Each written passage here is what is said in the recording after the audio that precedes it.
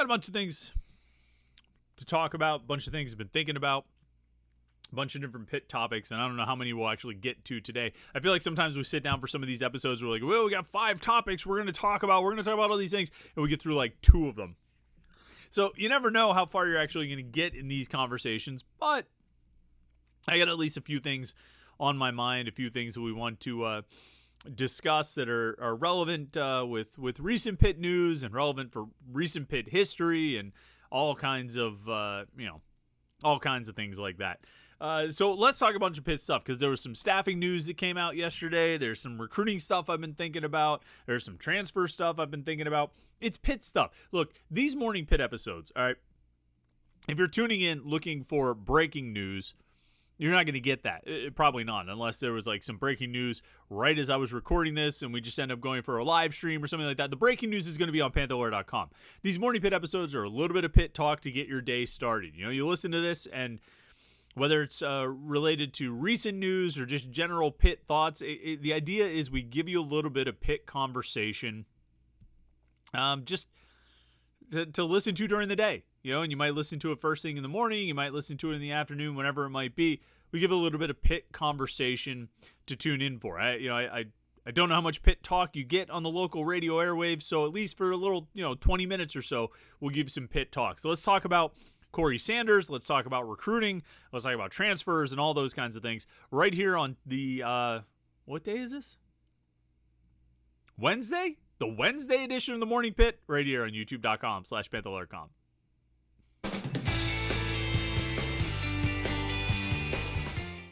Yeah, I guess it is Wednesday, and this is the Morning Pitt, and this is youtube.com/Panther-Lair.com. I'm Chris Peak from Panther-Lair.com. The website below, Panther-Lair.com, Pittsburgh.rivals.com, the place to get all of your Pitt sports news and info, and also the place to talk with other Pitt fans about all that Pitt sports news and info.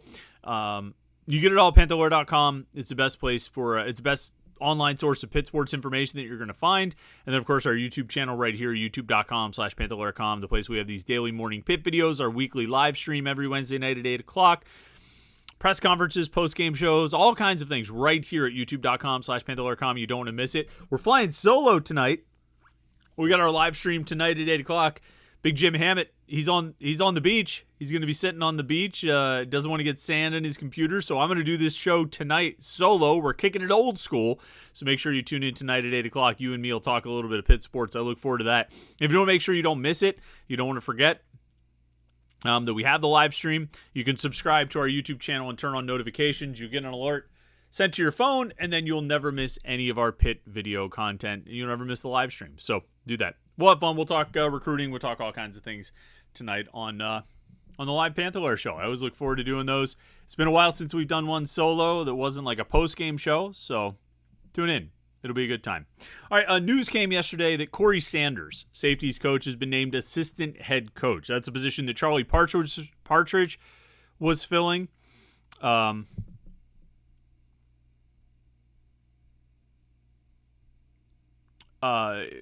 Before he took the defensive line job with the Indianapolis Colts, he was the assistant head coach, and now Cory Sanders is stepping into that role. Sanders is entering his 7th season now at Pitt. I think he came prior to the 2018 season. He's been coaching Pitt safeties since then.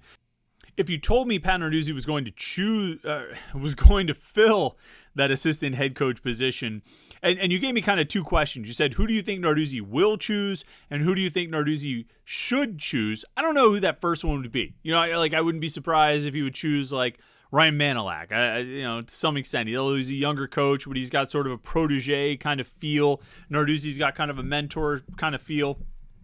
So maybe not there. Maybe Randy Bates, the elder statesman of the coaching staff right now, maybe is someone that he feels like he can lean on. Maybe, I don't know, Tim Doust is sort of new, so maybe he wouldn't go there. Archie Collins has been around for 7 years like Sanders.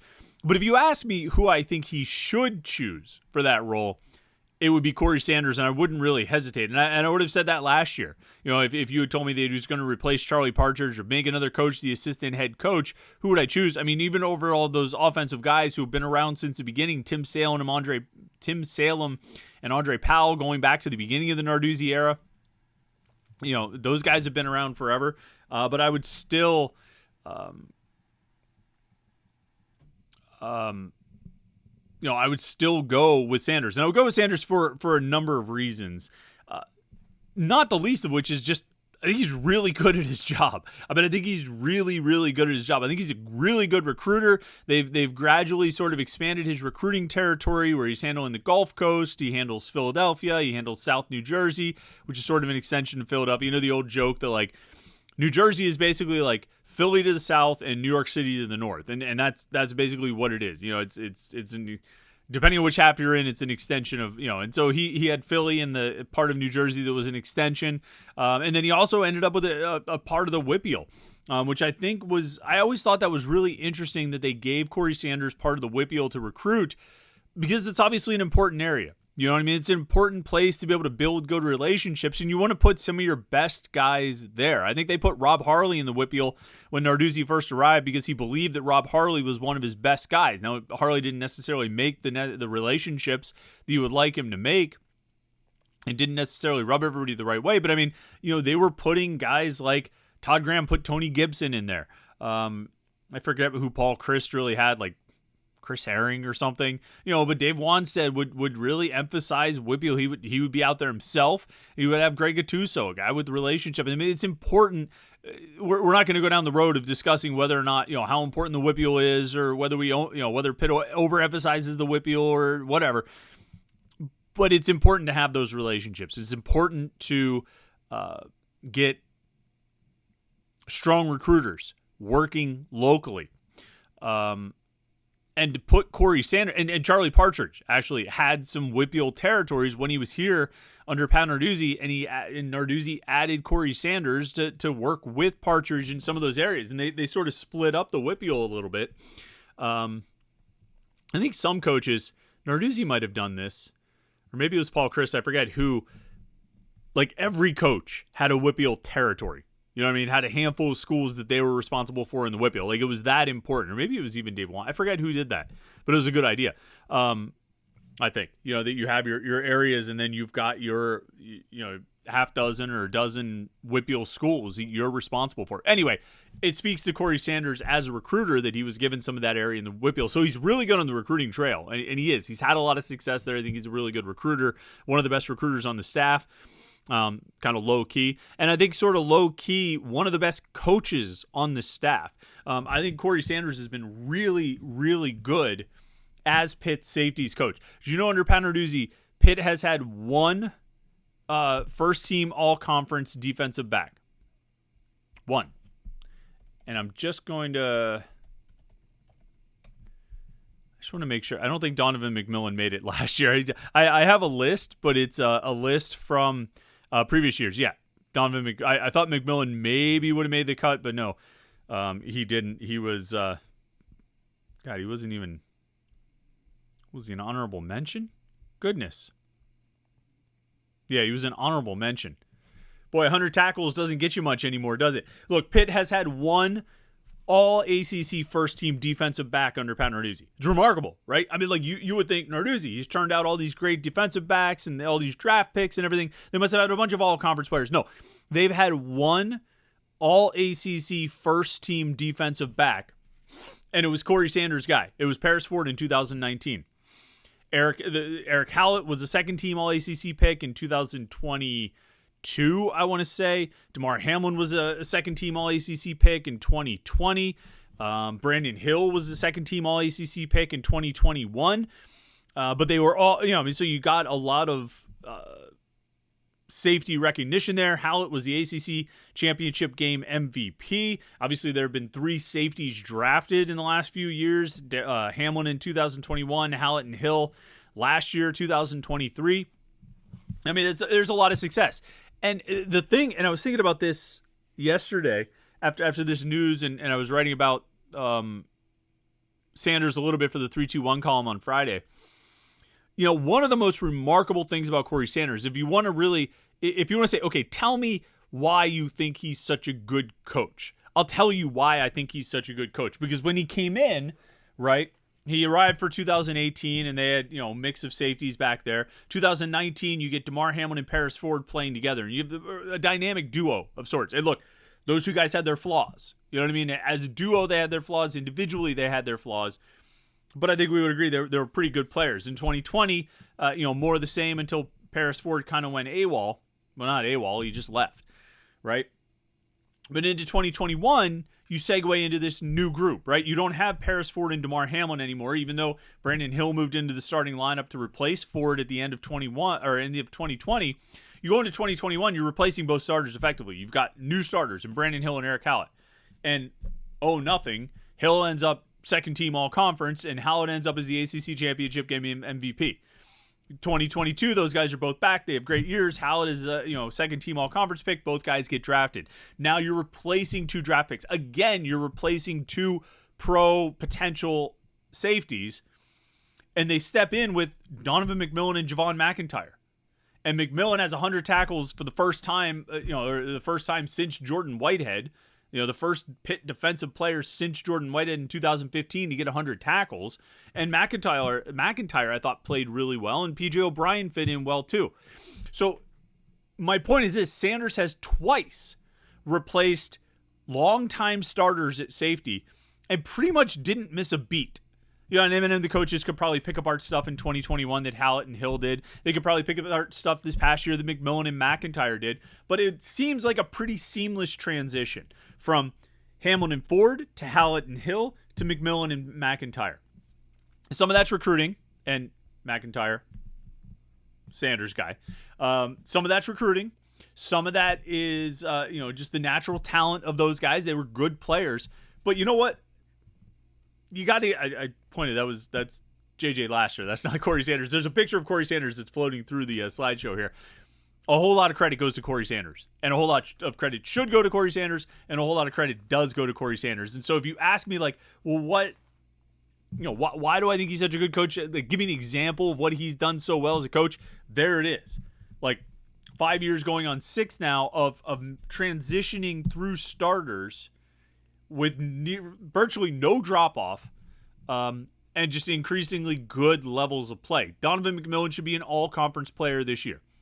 Whether he's second team like Hallett and Hill and Hamlin were, or he makes the first team, he should be an all-conference player this year. And I think Javon McIntyre will be even better this year than he was last year. I think he had some of those first-year starting, not jitters, but struggles. And I think he's going to take a step forward from there. I think P.J. O'Brien to be ready to play. And then you roll forward the clock a little bit and say you lose McMillan and McIntyre, and you're going to be stepping in with Cruz Brookins and Jesse Anderson. Both Sanders recruits, by the way. I think I'm making the case here. Am I not? I don't know if I'm making the case as assistant head coach, but I'm definitely making a case that he's one of the best coaches on the staff. Right, because we spent all spring talking about Cruz Brookins and Jesse Anderson and how good those guys were. Sanders was the primary recruiter for both of those guys. He got those guys here. He evaluated them, believed they could play here, got them here, and has now coached them to a position where they are going to push for playing time this year as redshirt freshmen and be potentially the starters next year. I think there's a real possibility that safeties move on after this season. And so in 2025, you could have Brookins and Anderson starting back there. And again, they're Cory Sanders guys. They were recruited by him. They were coached by him. They've been coached by him, and they're developing under him. Now, does that all – do you just need to be a good coach to be the assistant head coach? No, and this is the final component of this thing. I do think there is something to that title. I don't think it's just something nice on the letterhead, or you get new business cards or something like that. I don't think it's just for a raise or anything like that. I do think there's something to that title. I think Charlie Partridge had a unique role as the assistant head coach, and I think Cory Sanders will have a unique role as the assistant head coach. I do think the assistant head coach has some extra latitude to walk into the head coach's office and say, look, there's something you need to be aware of. Look, there's something we need to talk about. Look, there's a decision you probably need to make, or a decision that you made that you might need to reconsider. There he is. There's Cory Sanders. And Pat Narduzzi is headstrong and stubborn. He's willing to listen to ideas, but I think if you want to come to him with ideas, you need to be ready to back it up. I think the assistant head coach is a designation that gives a certain amount of latitude, almost carte blanche, to walk into Narduzzi's office and say, look, this is a problem. Look, this needs to be dealt with. Look, open your eyes to the quarterback situation. And I don't know if Charlie Partridge ever had that conversation last year. He might have felt like that was out of bounds for him since it was offense and he's a defensive guy. I don't know. But I do think there is something to that title. And why I think Cory Sanders fits it so well is I think he's a really smart guy. I think he's a really no-nonsense guy. In talking to him in interviews and just chatting with him, I think he really knows the game. I think he really understands the game. I think he understands the push and pull of the game. I think he's really good with the players at knowing how to be reasonable and calm with them, and also how to push buttons when buttons need to be pushed. I think he's got a good feel for that, and I think he's really good with the players as a result. And I think that's the kind of guy you want as that assistant head coach, that he can have his finger on the pulse of the team and his finger on the pulse of the coaching staff, that he can be respected by his fellow coaches, respected by the players, and comfortable and confident enough to tell Narduzzi what's up if Narduzzi needs to know that something's up. And I think that's what Cory Sanders can do that. I think he's a good fit for that role. And, I think he's like, this promotion makes sense. This title makes sense. I guess you would consider it a promotion. But it makes sense. And I didn't see it coming. I wasn't really thinking about, hey, are they going to fill that spot? I think when Charlie Partridge first left, I thought to myself, I wonder if they'll make somebody else assistant head coach. And, I probably at the time thought of Sanders because, you don't have a lot of other, senior coaches on the staff. Archie Collins has been here as long as Sanders has. Randy Bates has been here, I think, just about that long. I think all three of those guys came in together, unless I'm mistaken. I think Partridge came in 2017, and then I want to say Sanders, Bates, and Collins all came in prior to 2018. I would have to double check on that, but I'm pretty sure that's right.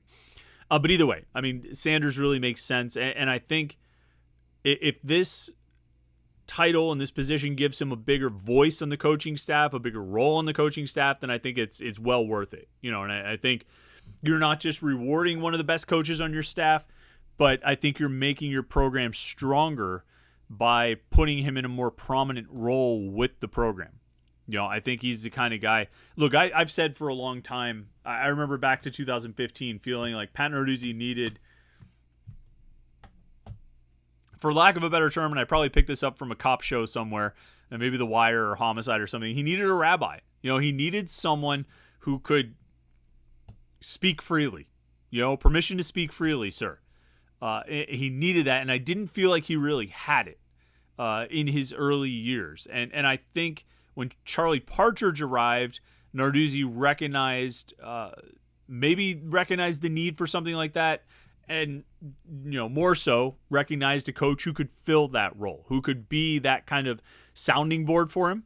Because there's that too. I keep talking about walking into the coach's office and telling him what's up, but if Narduzzi's not sure about something, should we do this? Should we do that? In the direction of the program, somebody can call into the office and say, Charlie, here's what I'm thinking. What do you think about that? And I think now we can call Cory Sanders in and say, Cory, here's what I'm thinking. I'm thinking we need to do this. I don't think this is working for us. I think we need to change this. I think we need to do that. What do you think? And he might go with whatever Sanders suggests, and he might not. Because, like I say, he is a little bit headstrong, a little stubborn.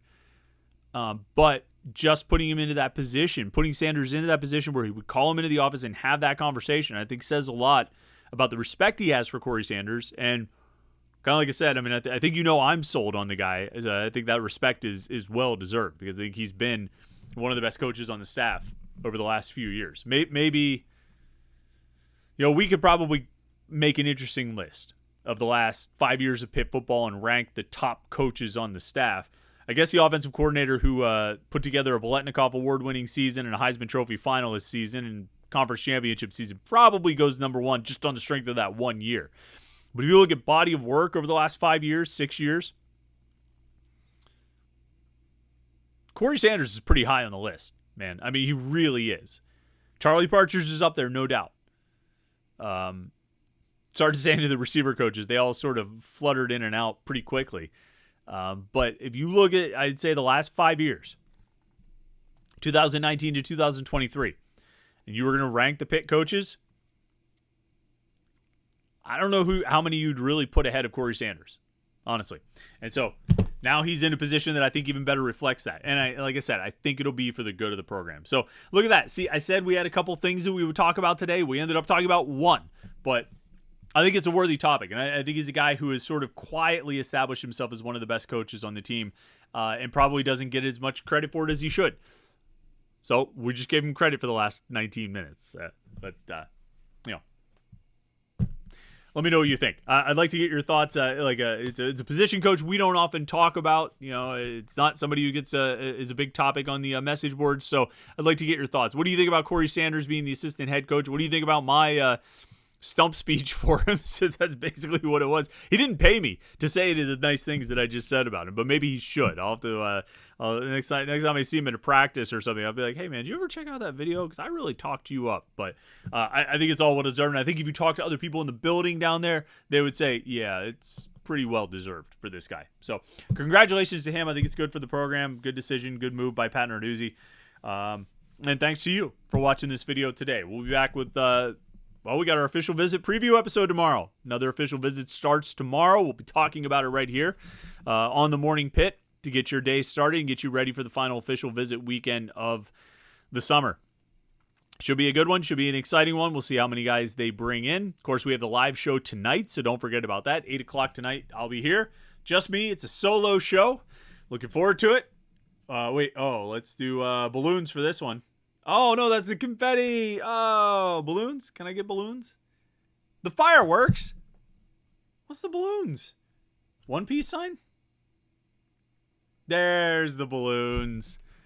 On that note, like and subscribe. Check out Panther-Lair.com. We'll talk to you tonight on the live stream and then tomorrow on the Morning Pit right here, youtube.com/Panther-Lair.com.